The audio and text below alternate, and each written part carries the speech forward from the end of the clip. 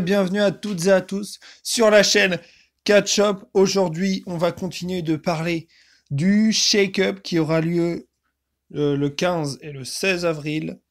Et aujourd'hui, on va parler plus précisément du Shake-Up du 16 avril. Et cette fois-ci, on aura des superstars de Raw qui iront à SmackDown Live. Mais avant ça, je vais parler des épisodes d'NXT qui ont été enregistrés la nuit dernière. Et il y a des petits trucs qui sont intéressants. Notamment le fait que Kairi Sane a perdu son match pour le titre NXT Women's Championship. Je sais pas si vous avez déjà vu le NXT d'hier soir, mais William Regal dit à Shayna Baszler: la semaine prochaine, tu défendras ton titre contre Kairi Sane. Et Shayna Baszler a demandé à William Regal que si Kairi Sane perd contre elle son match, eh bien, elle n'a plus le droit à aucune opportunité pour le titre de la NXT. Et si vous avez regardé les épisodes spoilers qui vont venir de avril à mai, eh bien, Kairi Sane a perdu son match pour le titre. Et il y a eu une standing ovation à la fin du match, ce qui laisse présager que Kairi Sane va aller dans le main roster principal. Après, on a aussi WrestleMania 36, qui est assez similaire à la gimmick de Kairi Sane. Donc, à mon avis, Kairi Sane va avoir un gros impact cette année à la WWE. Et c'est une catcheuse que j'apprécie, Kairi Sane. Donc, est-ce que Kairi Sane va être la nouvelle équipe de Paige, avec potentiellement Candice LeRae? Pourquoi pas? Ils ont commencé toutes les deux cette WrestleMania. Enfin, Kairi Sane avait catché l'an dernier, il me semble, à WrestleMania.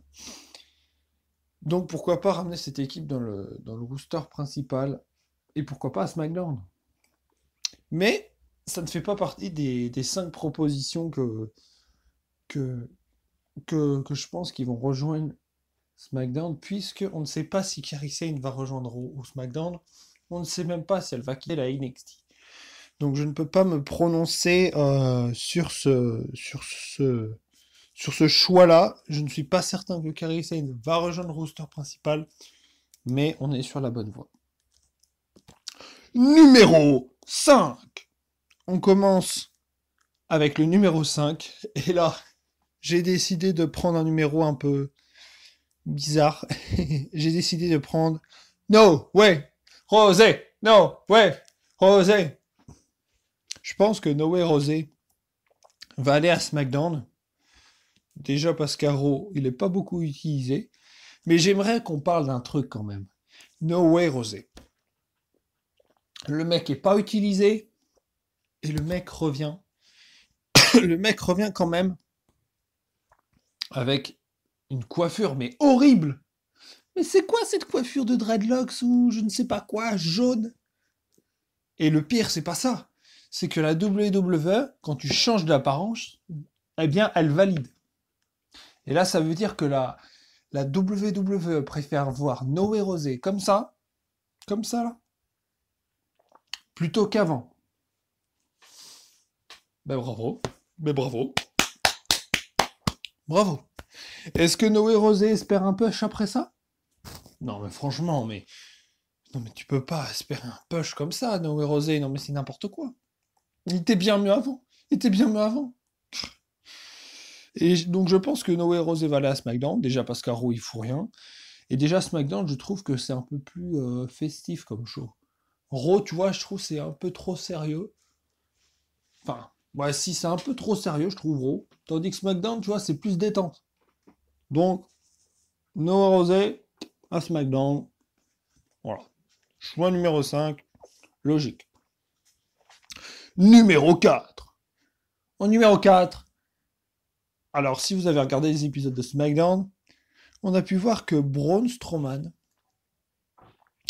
est arrivé pour confronter Samoa Joe pour le titre des États-Unis. Alors, j'espérais secrètement que Rey Mysterio gagne le titre des États-Unis à WrestleMania. Après, Rey Mysterio s'est blessé. On a bien vu à WrestleMania la durée du match. Samoa Joe a défoncé Rey Mysterio. Et Braun Strowman, il a jamais eu encore de titre. Et Braun Strowman, il mérite vraiment un titre mineur. Au moins un titre mineur. Donc, pourquoi pas affronter Samoa Joe? Alors, Braun Strowman dans le show de SmackDown, ça ferait un peu un Big Show, je pense. Ça ferait un peu un Big Show. Je pense que ça peut être intéressant de voir Braun Strowman ailleurs qu'Aro, parce que je pense qu'Aro, il a fait un peu le tour. Un SmackDown, déjà, ça permettra de le renouveler un peu. Et déjà, s'il a une chance pour le titre des États-Unis, ça permettra aussi de voir Braun, champion des États-Unis. Je le voyais pas avoir ce titre, honnêtement. Je le voyais plus avoir un titre intercontinental ou. Mais le titre des États-Unis, pourquoi pas pour Braun Strowman? On verra ça. Numéro 3. En numéro 3, j'ai décidé de mettre Sasha Banks et Bayley à SmackDown parce que ils ont perdu leur titre. Ils ont perdu leur titre à WrestleMania. Bayley a été contre Alexa Bliss en 1 contre 1 à Raw. Et on a vu à la fin du match que Bayley n'était pas trop contente, qu'elle était tout seule. À ce qui paraît aussi, il y aurait une altercation entre Sasha Banks à WrestleMania. On ne sait pas ce qui s'est passé dans les vestiaires. Et Sasha Banks aurait quitté le show, ou je ne sais pas, quelque chose comme ça. On ne sait pas ce qui s'est passé. Donc, est-ce que Sasha Banks est frustrée d'avoir perdu le titre à WrestleMania? Je ne sais pas. Mais ce sera intéressant de voir Sasha Banks et Bayley à SmackDown, déjà. Déjà parce que SmackDown, on a envie de les voir affronter les catcheuses de SmackDown. Et ils ont toujours été à Raw, ces catcheuses. Bayley et Banks. Et là, surtout qu'on a Becky Lynch qui est à Raw. Donc, à mon avis, ça va tourner. Ça va tourner. Mais ça voudrait dire qu'on n'aurait pas de Becky Lynch contre Sasha Banks, par exemple, ou de Becky Lynch contre Bayley. Que les catcheuses tourneraient. Donc ça, c'est dommage. Mais après, je pense qu'il va y avoir quand même d'autres catcheuses qui vont les rejoindre au fur et à mesure. On verra qui bougera lors du shake-up. Mais à mon avis, Bayley et Sasha Banks vont aller à SmackDown Live. Numéro 2. En numéro 2, j'ai décidé de mettre l'équipe de Aleister Black et Ricochet. Alors, pour le moment, Aleister Black et Ricochet catch à Raw et à SmackDown. Mais ils ne cachent plus à NXT. Mais ce qui est sûr, c'est que Aleister Black et Ricochet, ils vont pas pouvoir faire Raw et SmackDown à la fois. Tout simplement, et ça c'est mon simple avis, j'ai envie de voir Aleister Black et Ricochet au top niveau. Et je pense que si ils catchent à la fois à Raw et à la fois à SmackDown, déjà, ça va perdre en qualité. Et ils n'ont pas besoin d'être à 2 shows. Là, actuellement, je ne sais pas ce qu'ils sont en train de faire. Là, la semaine prochaine à Raw, à ce qui paraît, on a un match entre Kurt Hawkins, Zack Ryder et les Hardy pour les titres de Raw et SmackDown. Je ne sais pas ce qu'ils veulent faire. Ils veulent... Tout le monde fait des winner take all. La semaine dernière à Raw, on avait Seth Rollins contre Kofi Kingston, winner take all. Au final, aucun n'a gagné. Et heureusement d'ailleurs. Enfin, je comprends pas pourquoi ils font ça maintenant. Pourquoi ils font ça?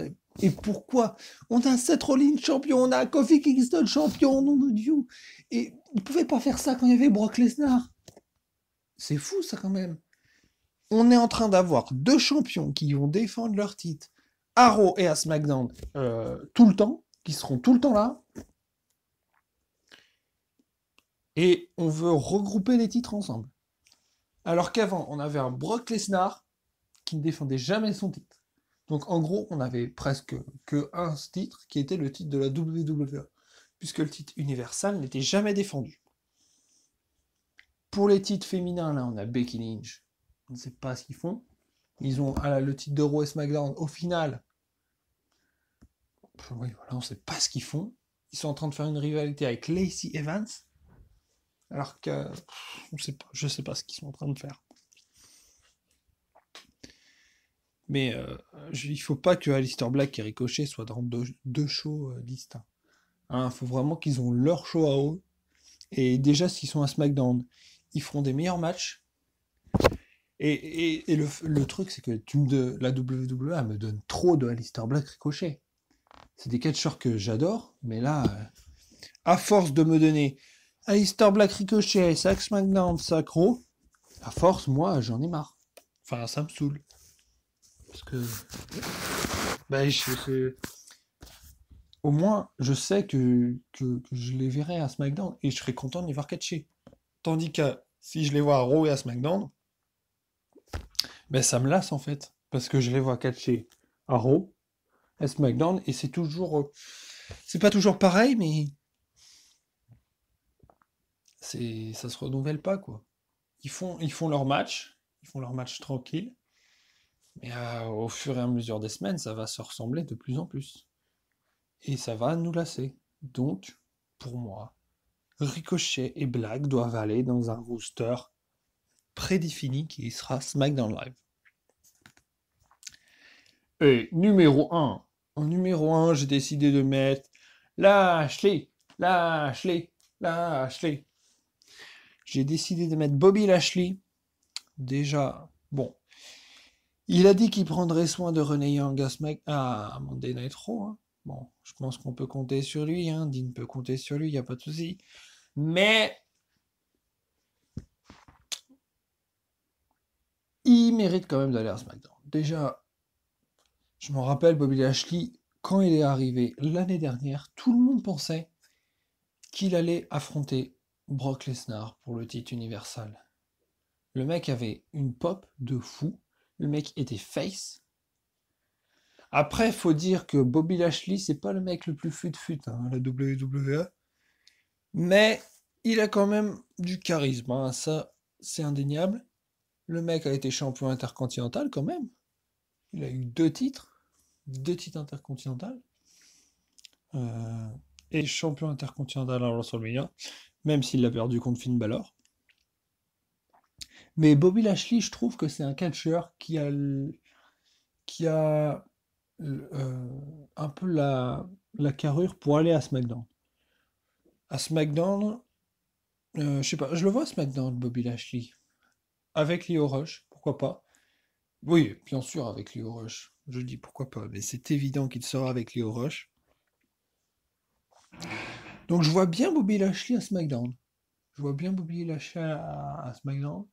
Après, pour le moment, je ne vois pas trop avec qui le mettre en rivalité.